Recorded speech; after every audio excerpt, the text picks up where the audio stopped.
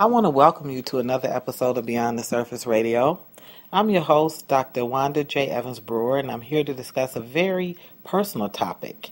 This topic this afternoon is PhD's on welfare. And I actually could have even titled this podcast, PhD's Receiving Food Stamps. But to really discuss the topic completely, I decided to title this PhD's on welfare. So what people don't realize is that at the same time that the national economy weakened, the academic job market became very tight. In fact, between 2007 and 2010, the number of individuals who had MBAs, PhDs, and master's degrees that had to either seek unemployment or found themselves underemployed. Thus, it's not uncommon to find them delivering pizzas or tutoring or babysitting, which is traditionally lower level work. Actually, to compensate for that job hit for a weak job market, have had to lean on government assistance. And that includes everything from food stamps, medical cards, daycare action, which assists with child care, and assisted, like low-income housing, Section 8. I know for myself, the reality was this, that the universities began to give less classes as a response to students not basically entering college. Less students have begun to seek a degree, and that's a result of a weak economy. They've said, why pick up this student loan? Why go into all this additional debt if once I graduate, there's no industry to absorb me? Like, where am I going to actually be able to apply this degree? So this cycle has been going on for a minute, and definitely since the recession. So that puts us at about 2007, 2008. And thus far, it hasn't changed. In fact, for individuals with master's and doctorate degrees, it's tripled. There's actually been a surge in the number of individuals that have needed to seek some kind of assistance. According to the U.S. Bureau and U.S. Bureau of Labor Statistics, in 2007, it was 9,776. By 2010, it was 33,655. So you can see that's a huge difference just in 3 years of the number of academically strong, one will consider really able-bodied individuals that have been forced due to a weak economy to lean on welfare. Now, in the academic world, what they call it is contract work, or you might hear, for me as a professor, they call us adjuncts. It is work that's contingent work.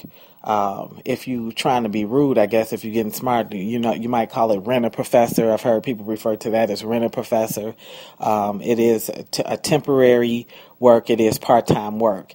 And part of that problem is because it is contract work, it is contingent work, is that you work and then you don't work. So you may have a particular season or a session where you get 3-4 classes, in which case that check is a good check. It's a strong check. The next time, the universities don't give you any classes. Now, one of the issues with contract work, contingent work, adjunct work is that it is not a full-time job, and it doesn't hold the potential of a full-time job. In fact, not only does it not do that, it doesn't come with any benefits, it doesn't come with sick days, it doesn't come with off days, there are no special bonuses. I know for one of the universities I work for, what you get is for every class you teach, they give you a class, which for a person who sought a doctorate, you already have a terminal degree. I do consider myself a lifelong learner. Yes, and there are things that I still want to learn. But honestly, having sealed the deal on a doctorate, it takes you a few years just to kind of bounce back from that level of rigor. So the last thing you're really trying to do is necessarily be in another classroom, especially if you're also teaching. Another downside of it is you get one lump sum. So some universities, all the universities with their adjuncts don't pay the same. If it's a contract, they do pay at the end of the contract. For me, it's every 8 weeks, which means I don't see a penny, not even a gas card, until that contract has been completed. For one of the universities, I've been with them since '08. Another, I've been with them since '09. And again, I don't see a dime until then. There is the rotation of classes. So because there is a benefit to the universities, I mean, they all claim budget, they're using adjuncts because of budget cuts and this kind of thing. But the reality is they figured out that to have adjuncts, to have contract work is cost efficient. And I've just told you all the stuff that they don't have to pay into. So it really has become a money's game. Nonetheless, they rotate classes. So as part of that, maybe they'll give me certain classes this fall, and then, I guess in order to be fair, they give another person certain classes. And so that it really is not work that even one can rely on. And that too has pushed the surge for the use of welfare. And again, it's very, very difficult to work for anybody. And not even if you have to supplement, even if you have to have a copay and not have any sort of medical benefits attached to it. So, again, there's no guarantees on work. So even when you're not working, you're not fired. But again, because you're not working, you're also not eating. Lots of people have talked about the honor and prestige that comes with having sealed the deal on a doctorate, and I'm sure that individuals with Juris Doctorates, which is law degrees, as well as PhD's, as well as masters and MBAs, would probably argue the same thing that I argue, which is that, it's great. It's a great honor. It's great prestige attached to it. But at the end of the day, neither of those qualities feed. Neither of those qualities pay bills. And you still are kind of put in a very, very awkward situation. So are people talking about it? They spend a lot of time talking about the use of welfare with, more of the poor, or single family homes, and with individuals that have gone into the workforce and been laid off. But they haven't spent a lot of time, and then of course there's a certain amount of talking about the benefits going to newly graduated graduates. Okay, even Obama talks about, we have all these new graduates, and they actually don't, they have this debt, they don't have jobs, and they're also, having to, utilize the resources. But they don't spend a lot of time talking about the career changer. And one of the things about being a career changer, and when I'm speaking of career changer, that's usually like a 35 plus adult, is that not only have you sealed the deal on a degree, which means that you've taken on more likely loans as opposed to Pell Grants, as opposed to grants and things like that. You have a family. You come with years and years and years of experience and expertise. Many of the things that have to be worked out in a young person in terms of professionalism, polish, they're already instinctive. And you're told, we don't have any work for you. We don't have enough work for you. We're only going to give you a little work. So we're chronically underemployed. And then there's the other piece, which is we're going through a mean period of ageism. So even though I have my doctorate, there's still just folks that, they don't necessarily want to acknowledge the respect, to give the respect that really a doctor deserves. Like this, there's no small feat in earning your doctorate. It's a quite intense journey, which is why many don't survive the challenge. At a certain point, has been described as the loneliest road ever, because at a certain point, it's just you and that document and that committee.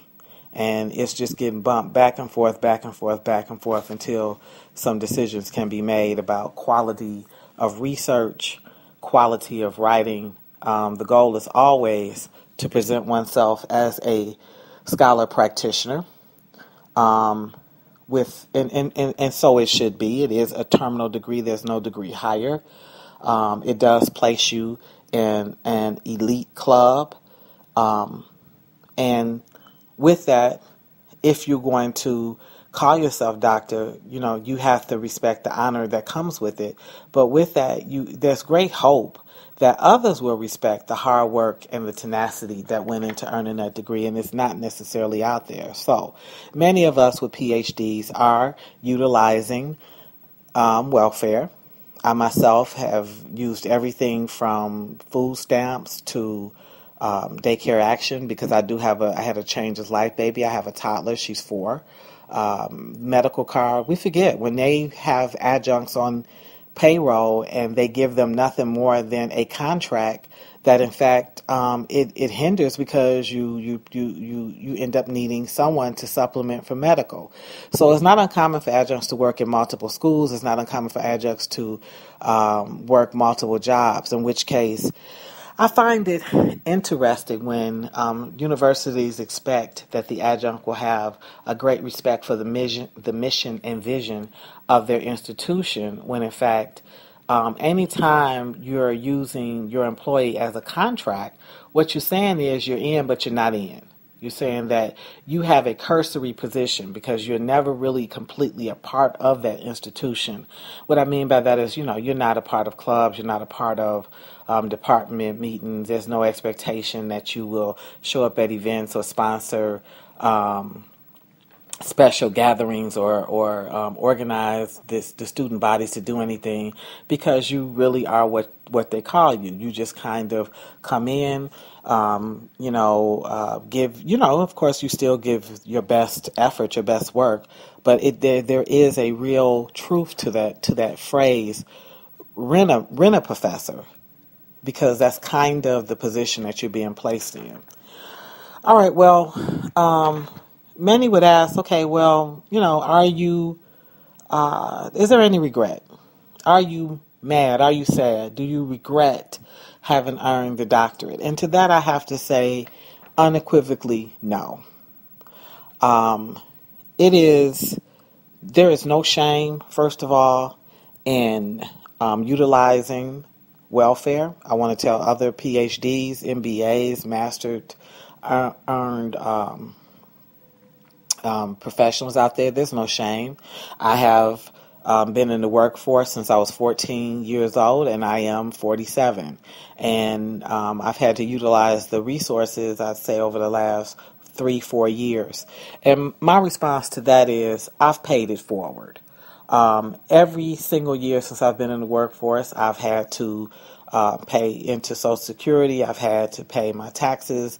I've paid it forward. It is a blessing to know that there are some resources left for highly intelligent people, that talented 10th, that group of creative, progressive, powerful thinkers who happen to be also being swept in the double dip recession tsunami that just seems to not be ending.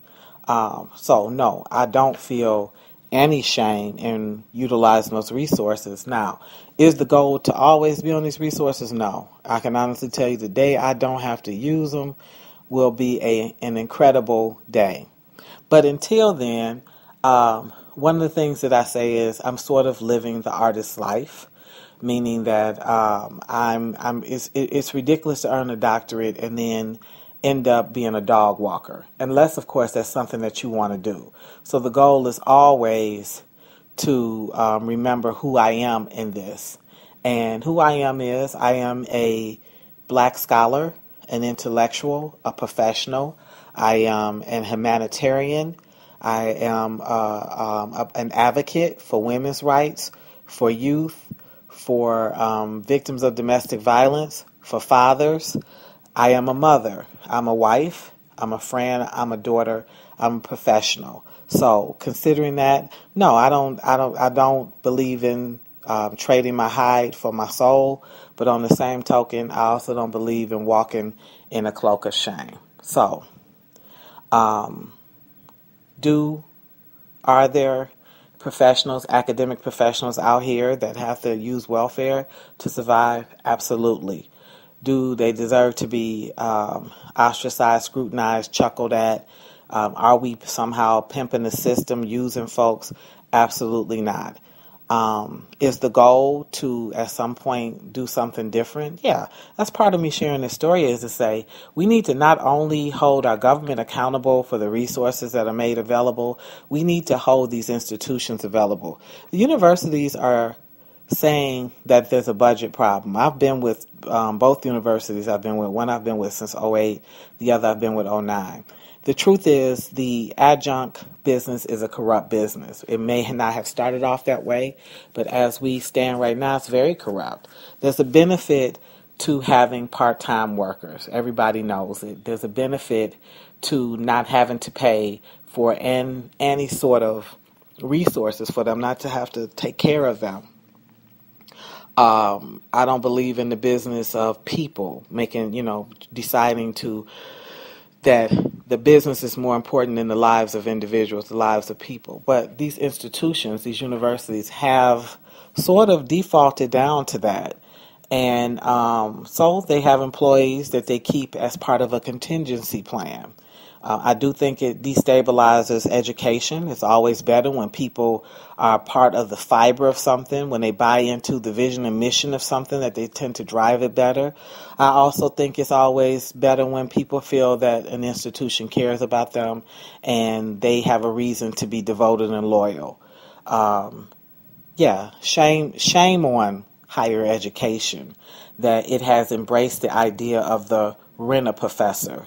Shame on higher education that it would graduate doctoral learners and send them to stand in welfare lines. Shame on them. On the same token, I applaud every educated individual that, in spite of, is still being a positive contributor to the fabric of America. You are the reason that the world presses forward some of the most incredible ideas. You are the reason that students still feel excited to learn and that institutions grow. And for that, there's no shame. Well, you've been listening to Beyond the Surface Radio. I'm your host, Dr. Wanda J. Evans-Brewer. And until we chat again, be safe in God's grace.